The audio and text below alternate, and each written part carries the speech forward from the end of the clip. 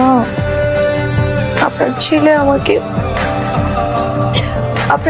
আমাকে আজে বাজে কথা বলে মা, আজে বাজে ইশারা ইঙ্গিত দেয়, খারাপ ছেলেদের মতো ইঙ্গিত দেয় আমাকে।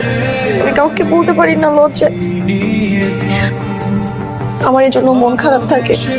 আর সেই দিন না আমাকে থাক না, আর বলতে হবে না। আমি আমি বুঝে ফেলেছি মা, আপনারা কিচ্ছু বলতে হবে না।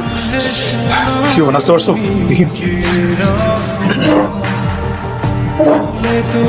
বোমা, তুমি একটু তোমার রুমে যাও তো, একটু রেস্ট করো যাও। আমি তোমার নাস্তা ওখানে নিয়ে আসছি।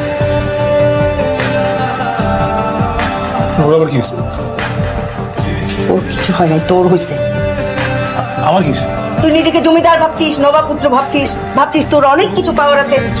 তোদের ফ্যামিলিতে তো এরকম কেউ ছিল না, এরকম কোনো রেওয়াজই নাই, কোনো ইতিহাস নাই। তুই না আমার ছেলে, চি চি চি চি, এটা ভাবতেই তো আমার লজ্জা লাগে। আমি কিরকম, আমি কি করছি? মানে তুই বলবো আমি কি করছি?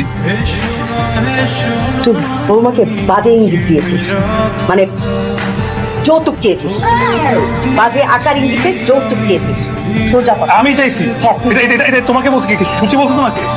এখন নামটা বলবো, তারপর আপনি যায় বৌমার সঙ্গে ঝগড়াঝাটি করবেন না।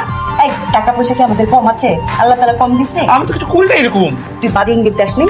বল, তুই দাস নাই? আমার চোখের দিকে তাকায় বল, বাজে ইঙ্গিত দাস নেই? দিয়েছি, কিন্তু ওইটা তো যৌতুক নিয়ে না। নিয়ে এরোপ্লেন, জাহাজ, গাড়ি, ফ্রিজ, বাড়ি এইসব চাইছো? কিচ্ছু নিয়ে না আপনাকে। আমি কিছু চাই না, আমি কিছু চাইবো না, আমি গেলাম। খবরদার আর কিছু বলবি না, রাস্তা খা। আর যদি কখনো শুনি এই বৌমা আসো তো, না না লাগবে না, ঠিক আছে, আর কোনো শুনবা না, আর কোনোদিন কিচ্ছু। কোনো বাজে ইঙ্গিত দিবি না। হ্যাঁ ঠিক আছে, দিব না। আমি আসতে